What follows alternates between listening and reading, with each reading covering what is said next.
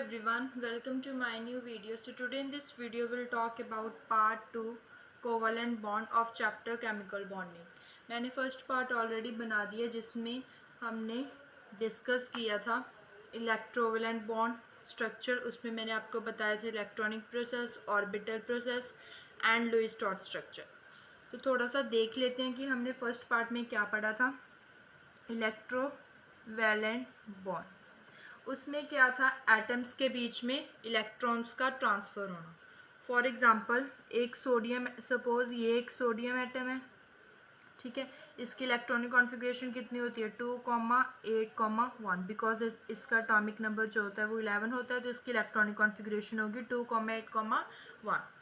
और एक है हमारे पास क्लोरीन एटम, इसका एटॉमिक नंबर 17 और इसकी इलेक्ट्रॉनिक कॉन्फ़िगरेशन 2,8,7. अब देखो क्लोरीन एटम स्टेबल बनना चाहता है, सोडियम एटम भी स्टेबल बनना चाहता है. तो सोडियम एटम क्या करेगा स्टेबल बनने के लिए, अपना एक इलेक्ट्रॉन लूज़ करेगा. सोडियम एटम अपना एक इलेक्ट्रॉन लूज़ करेगा और बन जाएगा Na पॉजिटिव, ठीक है, कैटायन बन जाएगा सोडियम. और क्लोरीन जो होगा उसके पास 7 है, अगर वो एक इलेक्ट्रॉन गेन कर लेगा उसके पास 8 इलेक्ट्रॉन्स होंगे, बिकॉज 7 + 1 = 8, तो वो ऑक्टेट बन जाएगा. अब देखो जब क्लोरीन ने अपना एक इलेक्ट्रॉन सोडियम से गेन किया तो क्लोरीन बन जाएगा Cl negative, means chlorine anion बन जाएगा, ठीक है. और ये स्टेबल सिर्फ दो केसेस में हो सकते हैं, या तो डुप्लेट में हो सकते हैं स्टेबल, या मीन्स 2 इलेक्ट्रॉन्स, या फिर ऑक्टेट में हो सकते हैं स्टेबल, दैट मीन्स 8 इलेक्ट्रॉन्स, ठीक है. तो सोडियम अपना ये एक इलेक्ट्रॉन इस क्लोरीन एटम को दे देगा, देन 7 + 1 = 8. अब ये क्या बन गया, ऑक्टेट, मीन्स ये भी स्टेबल बन गया क्लोरीन एटम. तो ये था हमारा इलेक्ट्रोवैलेंट बॉन्ड. इसका फुल प्रोसेस देखने के लिए आप मेरी फर्स्ट वीडियो को देखो, तभी आपको ये पार्ट 2 अच्छी तरह से क्लियर होगा. तो अब हम अपना बात करते हैं कोवैलेंट बॉन्ड की. कोवैलेंट बॉन्ड, अब कोवैलेंट बॉन्ड क्या होता है.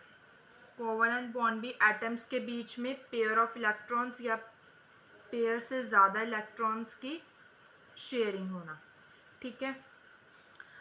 फॉर एग्ज़ाम्पल जैसे H2 है, ठीक है, मीन्स हाइड्रोजन के 2 मॉलिक्यूल्स, एक तो ये रहा एक तो ये रहा. इसकी जो एटॉमिक नंबर होता है वो होता है 1, इसका भी एटॉमिक नंबर 1. 2 हाइड्रोजन है, मीन्स हाइड्रोजन का जो एटॉमिक नंबर होता है वो कितना होता है 1, तो इसकी इलेक्ट्रॉनिक कॉन्फ़िगरेशन भी कितनी होगी 1, ठीक है. तो हमने क्या करना है, सिर्फ वैलेंस इलेक्ट्रॉन को ही हमने यहाँ पे ड्रॉ करना है. इसका वैलेंस इलेक्ट्रॉन कितना है हाइड्रोजन का 1, मीन जो आउटरमोस्ट शेल में जो इलेक्ट्रॉन है उसी को हमने यहाँ पे ड्रॉ करना है. अब हाइड्रोजन का जो वैलेंस इलेक्ट्रॉन है वो है 1, यहाँ पे भी 1. अब ये हाइड्रोजन भी स्टेबल होना चाहता है, ये हाइड्रोजन भी स्टेबल होना चाहता है. ये कैसे होंगी, या तो डुप्लेट में स्टेबल होंगी या फिर ऑक्टेट में. यही दो केसेज है ताकि वो स्टेबल हो पाए, या तो डुप्लेट में या फिर ऑक्टेट में. अब इसके पास ऑलरेडी 1 है, इसके पास भी ऑलरेडी 1 है, इसको एक और 1 चाहिए डुप्लेट बनने के लिए, इसको भी एक और 1 चाहिए डुप्लेट बनने के लिए. ये हाइड्रोजन क्या करेगा, इस हाइड्रोजन एटम से एक इलेक्ट्रॉन ले लेगा. तो इसके पास ऑलरेडी ये तो 1 था, जब इसने इससे एक ले लिया तो 1 + 1 कितना बन गया 2, मीन्स डुप्लेट बन गया. देन इसके पास ऑलरेडी 1 है, ये भी अब डुप्लेट बनना चाहता है, स्टेबल बनना चाहता है, तो ये हाइड्रोजन क्या करेगा, एक इलेक्ट्रॉन इससे ले लेगा. तो 1 + 1 कितना बन गया 2, डुप्लेट ये भी बन गया, डुप्लेट ये भी बन गया, मीन्स दोनों अब स्टेबल हो गए. तो ये है हमारा कोवैलेंट बॉन्ड, ठीक है. Pair of electrons, pair means 2, pair means क्या होता है 2. दो इलेक्ट्रॉन्स के बीच में जब 2 इलेक्ट्रॉन्स होते हैं, पेयर ऑफ इलेक्ट्रॉन्स या फिर पेयर से ज़्यादा जब एटम्स के बीच में वो शेयर होते हैं, उसे हम बोलेंगे कोवैलेंट बॉन्ड, ठीक है. मैं आपको डेफिनेशन बता देती हूँ. The chemical bond that is formed between 2 combining atoms by mutual sharing of 1 or more pairs of electron is called a covalent bond, ठीक है. एटम्स के बीच में पेयर ऑफ इलेक्ट्रॉन्स या फिर इलेक्ट्रॉन पेयर से ज़्यादा इलेक्ट्रॉन्स की शेयरिंग होना, ठीक है, उसे हम बोलेंगे कोवैलेंट बॉन्ड, ठीक है. तो मैंने आपको एग्जांपल से समझा दिया इस हाइड्रोजन से, ठीक है. और एक चीज़ और ध्यान रखना कि ये जो कोवलेंट बॉन्ड होता है ये किस में फॉर्म होता है, specially in non metals. Covalent bond non metals के बीच में ही ज़्यादातर फॉर्म होते हैं, ठीक है, सिर्फ नॉन मेटल्स में फॉर्म होता है कोवलेंट बॉन्ड, ठीक है। मैंने आपको बताया था फर्स्ट पार्ट में नॉन मेटल्स और मेटल्स कौन से होते हैं, एक बार फिर बता देती हूँ, मेटल्स और non metals element. Metal elements, अब देखो मेटल एलिमेंट्स कौन से हैं, जिसके पास वैलेंस शेल में 1 2 3 इलेक्ट्रॉन्स हों, वैलेंस शेल में 1 2 3 इलेक्ट्रॉन्स हों, वो होते हैं मेटल एलिमेंट्स। और नॉन मेटल एलिमेंट्स कौन से होते हैं, जिसके पास वैलेंस इलेक्ट्रॉन में 5 6 7 इलेक्ट्रॉन्स हों, वो होते हैं हमारे non metal elements. Metal elements non metal elements को अपने इलेक्ट्रॉन्स दे देते हैं इनको स्टेबल करने के लिए, ठीक है। अब मेटल एलिमेंट की एग्जांपल ले लो, सोडियम।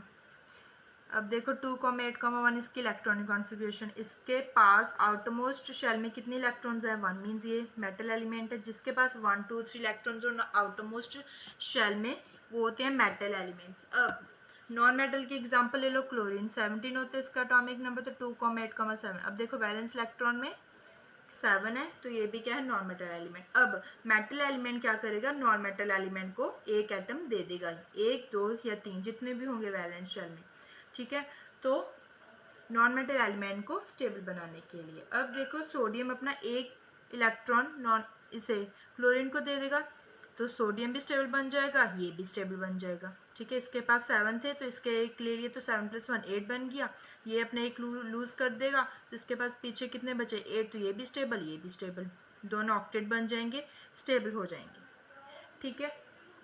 अब यही चीज़ आपने सिर्फ याद रखनी है कि जो कोवलेंट बॉन्ड होते हैं वो सिर्फ और सिर्फ इनमें फॉर्म होते हैं, नॉन मेटल्स में ही फॉर्म होते हैं कोवलेंट बॉन्ड, ठीक है। मैंने आपको एग्जांपल के साथ समझा दिया कोवलेंट बॉन्ड, ठीक है। अब हम बात करते हैं कि कोवलेंट बॉन्ड कितने टाइप्स के होते हैं, ठीक है।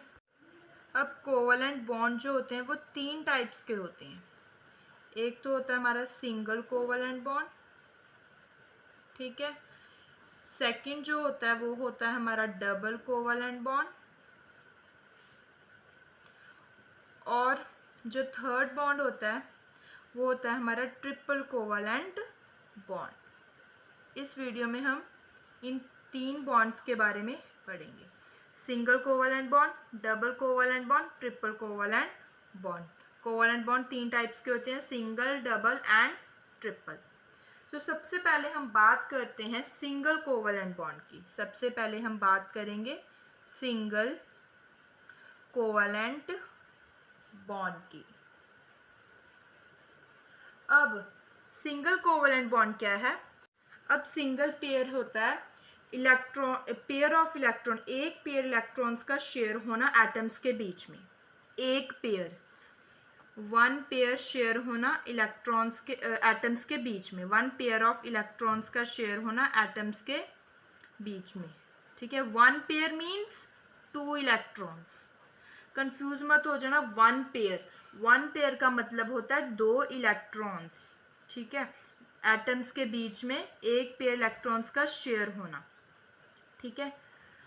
अब एग्जाम्पल के साथ समझाती हूँ। फॉर एग्जाम्पल हम ले रहे हैं Cl2, क्लोरीन के 2 मॉलिक्यूल्स, Cl2, यहाँ पे Cl, यहाँ पे Cl, और याद रखना कोवलेंट बॉन्ड में हमने सिर्फ वैलेंस इलेक्ट्रॉन्स को ही ड्रॉ करना है, ठीक है। अब देखो क्लोरीन, अब क्लोरीन के जो एटॉमिक नंबर होता है वो कितना होता है, 17, इसका भी 17, इसका भी 17, है तो दोनों क्लोरीन ही, तो एटॉमिक नंबर भी सेम होंगे 17। इसकी इलेक्ट्रॉनिक कॉन्फ़िगरेशन 2,8,7, इसकी भी 2,8,7। तो हमने क्या करना है, सिर्फ वैलेंस इलेक्ट्रॉन्स को ही ड्रॉ करना है। यहाँ पे ड्रॉ करते हैं हम 1 2 3 4 5 6 7, यहाँ पे भी 1 2 3 4 5 6 7। अब इसके पास 7 इलेक्ट्रॉन्स हैं, इसके पास भी 7 इलेक्ट्रॉन है, ये भी स्टेबल बनना चाहता है और ये भी स्टेबल बनना चाहता है। और कितने इलेक्ट्रॉन्स की ज़रूरत है स्टेबल बनने के लिए, दोनों को 1 1 की, इसे भी 1 की, इसे भी 1 की, ठीक है, तो 7 + 1 8 बन जाएगा, ये भी 7 + 1 8 बन जाएगा, मीन्स ऑक्टेट बन जाएगा, स्टेबल बन जाएगा। तो ये क्या करेगा, अपना एक इलेक्ट्रॉन, ये क्लोरीन अपना एक इलेक्ट्रॉन इस क्लोरीन से ले लेगा ऐसे, ठीक है। जब जब इसने अपना एक इलेक्ट्रॉन इस क्लोरीन से ले लिया तो ये क्या बन गया, ऑक्टेट, स्टेबल बन गया। देन ये जो क्लोरीन है ये भी स्टेबल बनना चाहता है, इसके पास 7 है, तो ये अपना एक इलेक्ट्रॉन इस क्लोरीन से ले लेगा। तो 7 + 1 इलेक्ट्रॉन कितने बन गए, 8 इलेक्ट्रॉन, मीन्स दोनों क्या बन गए, ऑक्टेट, मीन्स स्टेबल बन गए। सिर्फ दो ही केसेस में वो स्टेबल बन सकते हैं, या तो डुप्लेट में या फिर ऑक्टेट में। अब देखो एक पेयर बन रहा है ना इलेक्ट्रॉन्स का, अब हमें डिनोट कैसे करना है सिंगल कोवलेंट बॉन्ड को, इस लाइन से हम डिनोट करेंगे सिंगल कोवलेंट बॉन्ड को।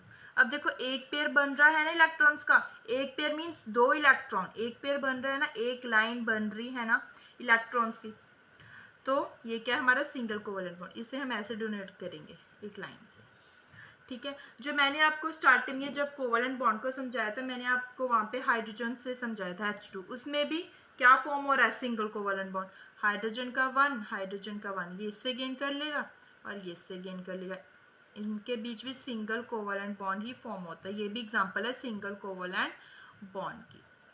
अब हम एक थोड़ी डिफरेंट एग्जांपल लेते हैं सिंगल कोवलेंट बॉन्ड की, NH3। अब हम एग्जांपल ले रहे हैं सिंगल कोवलेंट बॉन्ड की अमोनिया की, NH3। अब इसमें देखो हाइड्रोजन के 3 मॉलिक्यूल्स, नाइट्रोजन के 1, तो नाइट्रोजन हम लिखेंगे सेंटर में और उसके आसपास लिखेंगे हाइड्रोजन।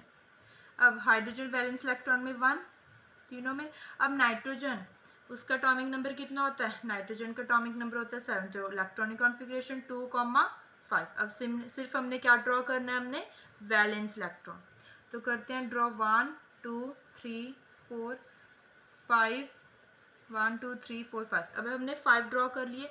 अब ये भी हाइड्रोजन स्टेबल होना चाहता है, ये भी और ये भी, और नाइट्रोजन भी स्टेबल होना चाहता है। इसको इन तीनों हाइड्रोजन को कितने और इलेक्ट्रॉन्स चाहिए स्टेबल होने के लिए, मींस इसके पास ऑलरेडी 1 है, मींस एक और इलेक्ट्रॉन चाहिए। डुप्लेट बनने के लिए सिर्फ दो ही केसेस में स्टेबल हो सकती हैं, या तो डुप्लेट में या फिर ऑक्टेट में। अब जो हाइड्रोजन है वो डुप्लेट में स्टेबल बनेगा और जो नाइट्रोजन है वो ऑक्टेट में स्टेबल बनेगा। तो हाइड्रोजन को एक इलेक्ट्रॉन और की ज़रूरत है तीनों को, तो ये नाइट्रोजन से गेन कर लेंगे, ये हाइड्रोजन इससे और ये हाइड्रोजन इससे और ये हाइड्रोजन इससे, ठीक है। अब तीनों हाइड्रोजन तो स्टेबल बन गए ऐसे, ठीक है, तीनों हाइड्रोजन स्टेबल बन गए। अब नाइट्रोजन के पास 5 है, ठीक है, 5 इलेक्ट्रॉन है, और कितने की ज़रूरत है, 3 की। तो ये क्या करेगा, इन तीनों हाइड्रोजन से एक एक ले लेगा, ठीक है। तो ये भी अब नाइट्रोजन भी स्टेबल बन जाएगा, ठीक है। इन तीनों के बीच अब सिंगल कोवलेंट बॉन्ड फॉर्म हो रहा है, तो ये भी एग्जांपल है सिंगल कोवलेंट बॉन्ड की, ठीक है। अब नेक्स्ट एग्जांपल हम लेते हैं, फॉर एग्जांपल H2O। अब H2O में देखो वाटर की, सेंटर में ऑक्सीजन, आसपास हाइड्रोजन, ठीक है, बिकॉज हाइड्रोजन के 2 मॉलिक्यूल्स हैं। अब हाइड्रोजन के पास वैलेंस शेल में 1 1, और ऑक्सीजन का जो एटॉमिक नंबर वो होता है 8, तो उसकी इलेक्ट्रॉनिक कॉन्फ़िगरेशन कितनी होगी 2,6। तो यहाँ पे हम 6 ड्रॉ करेंगे, 1 2 3 4 5 6, ठीक है। अब ये स्टेबल होगा हाइड्रोजन इससे लेकर, ये स्टेबल होगा हाइड्रोजन इससे लेकर, और इसके पास 6 है, और कितने की ज़रूरत है, 2 और की, तो ये इनसे 2 और इलेक्ट्रॉन्स ले लेगा। तो इनके बीच में क्या फॉर्म हो रहा है, कौन सा बॉन्ड, सिंगल कोवलेंट बॉन्ड, ठीक है। अगर आप प्रैक्टिस करके देखेंगे तो आपको अच्छी तरह से समझ आ जाएगा। आई होप कि आपको अभी सिंगल कोवलेंट बॉन्ड अच्छी तरह से क्लियर हो गया होगा। अब हम नेक्स्ट बात करते हैं कोवलेंट बॉन्ड के सेकंड टाइप की, that is double covalent bond, ठीक है। अब डबल कोवलेंट बॉन्ड क्या है, ये फॉर्म होता है 2 पेयर ऑफ इलेक्ट्रॉन्स के बीच में। डबल कोवलेंट बॉन्ड जो होता है वो फॉर्म होता है 2 pairs of electron between atoms के बीच में, 2 pairs of electron, 2 pairs of electron, 2 pairs means 2 pairs, 1 pair का मतलब क्या होता है 2 इलेक्ट्रॉन, 2 पेयर का मतलब क्या होगा, 4 इलेक्ट्रॉन मीन्स 2 + 2 = 4। अब 4 इलेक्ट्रॉन्स के बीच में 4 इलेक्ट्रॉन्स मीन्स दो pair of electron between atoms के बीच में जो बॉन्ड फॉर्म होता है उसे हम बोलेंगे डबल कोवलेंट बॉन्ड। ठीक है, अब यहाँ पे 4 इलेक्ट्रॉन होंगे दो पेयर में। ठीक है, अब एग्जांपल के साथ समझते हैं। फॉर एग्जांपल ऑक्सीजन के 2 मॉलिक्यूल्स।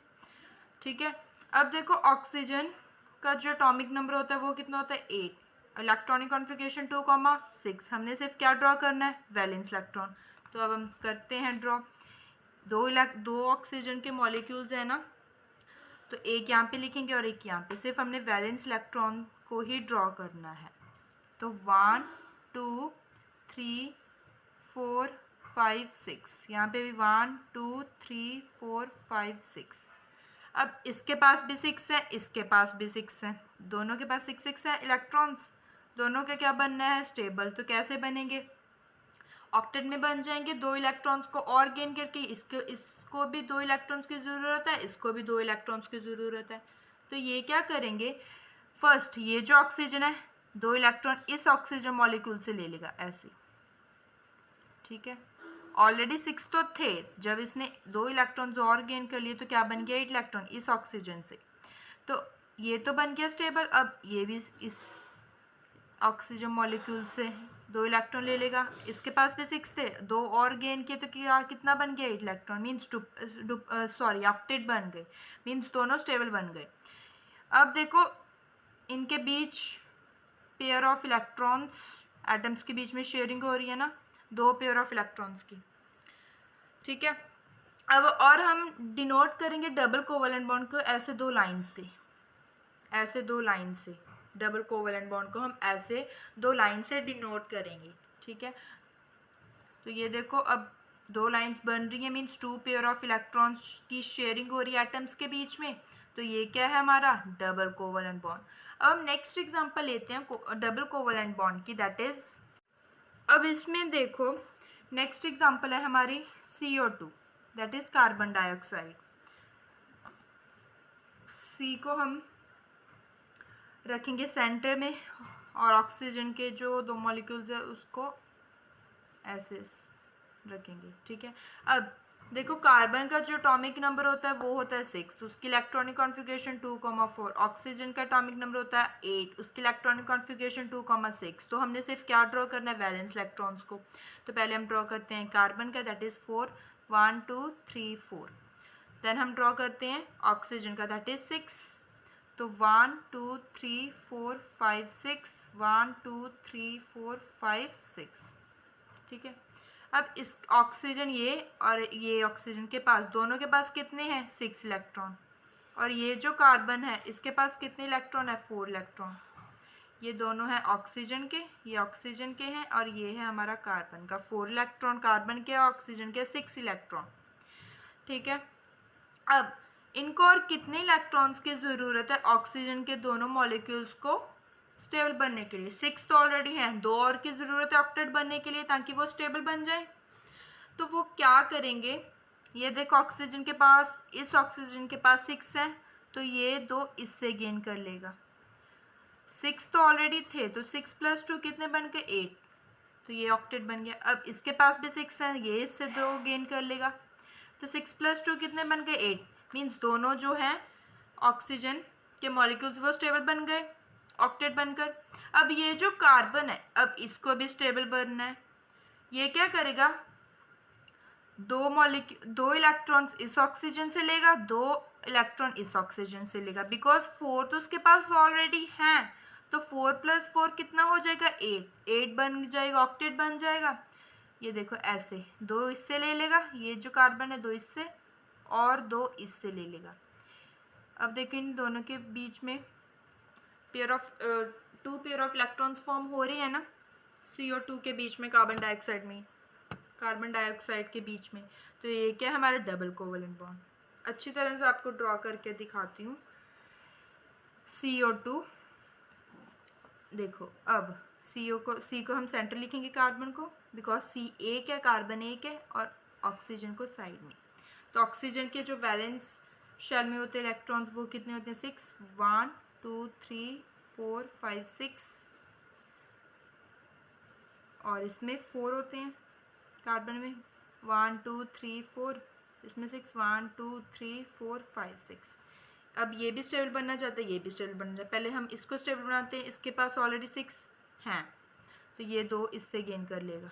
अब देखो बन रहा है ना 2 पेयर ऑफ इलेक्ट्रॉन, अब ये 2 इससे गेन कर लेगा, इसके बीच में 2 पेयर ऑफ इलेक्ट्रॉन बन रहा है, इसके पास 4 हैं, इसको और कितने की ज़रूरत है 4 बनने ऑक्टेट बनने के लिए, 4 और की, तो ये 2 इससे गेन कर लेगा और ये 2 इससे गेन कर लेगा, तो ये भी बन गया ऑक्टेट, मीन्स ये भी, ये सारा CO2 का जो मॉलिक्यूल है वो स्टेबल बन गया ऑक्टेट से। ठीक है, ये है हमारी एग्जांपल डबल कोवलेंट बॉन्ड की। अब देखो इसमें 2 पेयर ऑफ इलेक्ट्रॉन्स बन रहे हैं ना, 2 पेयर मीन्स 4 इलेक्ट्रॉन्स, 1 2 3 4, 1 2 3 4, इसने जो कार्बन ने गेन किया था 2 इससे 2 इससे, 1 2 3 4 मीन्स 4 इलेक्ट्रॉन्स भरे हैं, 2 पेयर ऑफ इलेक्ट्रॉन्स में 4 इलेक्ट्रॉन्स होते हैं और एक पेयर इलेक्ट्रॉन में 2 इलेक्ट्रॉन्स होते हैं। अब नेक्स्ट हम बात करते हैं ट्रिपल कोवलेंट बॉन्ड की। ट्रिपल कोवलेंट बॉन्ड, अब इसमें क्या है, 3 पेयर्स ऑफ इलेक्ट्रॉन फॉर्म होना एटम्स के बीच में, 3 पेयर्स ऑफ इलेक्ट्रॉन्स का फॉर्म होना एटम्स के बीच में, तो उससे हम डिनोट करेंगे ऐसे 3 लाइन से, ऐसे हम डिनोट करेंगे ट्रिपल कोवलेंट बॉन्ड को। अब 3 pairs of electron means what, 6 electrons, 1 pair का मतलब था 2 इलेक्ट्रॉन्स, 2 पेयर का मतलब था 4 इलेक्ट्रॉन्स, 3 पेयर का मतलब क्या होगा 6 इलेक्ट्रॉन। अब ट्रिपल कोवलेंट बॉन्ड में 6 इलेक्ट्रॉन्स होंगे। ठीक है, अब ट्रिपल कोवलेंट बॉन्ड जो होते हैं वो 3 पेयर्स ऑफ इलेक्ट्रॉन्स जो फॉर्म होते हैं एटम्स के बीच में, उसे हम बोलेंगे ट्रिपल कोवलेंट बॉन्ड। अब हम एग्जांपल के साथ समझते हैं नाइट्रोजन के 2 मॉलिक्यूल्स। ठीक है, नाइट्रोजन के 2 मॉलिक्यूल्स। अब नाइट्रोजन का जो एटॉमिक नंबर होता है वो कितना होता है 7, तो उसकी इलेक्ट्रॉनिक कॉन्फ़िगरेशन कितनी होगी 2,5। हमने सिर्फ क्या ड्रॉ करना है वैलेंस इलेक्ट्रॉन्स को, एक यहाँ पे नाइट्रोजन एक यहाँ पे, बिकॉज 2 नाइट्रोजन के मॉलिक्यूल्स हैं तो यहाँ पे हम 2 लिखेंगे नाइट्रोजन, तो 1 2 3 4 5, 1 2 3 4 5। ठीक है, अब देखो इसके पास भी 5 इलेक्ट्रॉन्स हैं और इसके पास भी 5 इलेक्ट्रॉन्स हैं, इन दोनों का स्टेबल बनना है, कैसे बनेंगे ऑक्टेट में। इस नाइट्रोजन को स्टेबल बनने के लिए मींस ऑक्टेट बनने के लिए और कितने इलेक्ट्रॉन्स की ज़रूरत है, 5 तो ऑलरेडी हैं, ऑक्टेट मींस 8, मींस 3 इलेक्ट्रॉन की और ज़रूरत है, इसको भी 3 इलेक्ट्रॉन्स की और ज़रूरत है इस नाइट्रोजन को। पहले ये जो नाइट्रोजन है ये 3 इलेक्ट्रॉन इससे गेन कर लेगा ये नाइट्रोजन मॉलिक्यूल से, और ये जो नाइट्रोजन है ये इस नाइट्रोजन से 3 इलेक्ट्रॉन गेन कर लेगा। अब देखो बन रहा है ना 3 पेयर्स ऑफ इलेक्ट्रॉन, अब 6 इलेक्ट्रॉन्स है ना 1 2 3 4 5 6 means 3 pairs of electrons form हो रहे हैं, तो ये है हमारी एग्जांपल ट्रिपल कोवलेंट बॉन्ड की। अब नेक्स्ट एग्जांपल लेते हैं, that is ethene, means carbon के 2 मॉलिक्यूल C2H4, उसका फॉर्मूला इथीन का, कार्बन के 2 मॉलिक्यूल्स हाइड्रोजन के 4, तो कार्बन के 2 हैं तो इसे हम लिखेंगे सेंटर में, और जो हाइड्रोजन के 4 हैं 2 यहाँ पे 2 यहाँ पे और 2 यहाँ पे। अब देखो जो कार्बन है उसका एटॉमिक नंबर कितना होता है, एटॉमिक नंबर कार्बन का कितना होता है 6, तो इलेक्ट्रॉनिक कॉन्फ़िगरेशन 2,4, हाइड्रोजन का 1, इट मीन्स उसकी इलेक्ट्रॉनिक कॉन्फ़िगरेशन 1, तो हमने सिर्फ क्या ड्रॉ करना है वैलेंस इलेक्ट्रॉन्स को, तो पहले हम ड्रॉ करते हैं कार्बन का।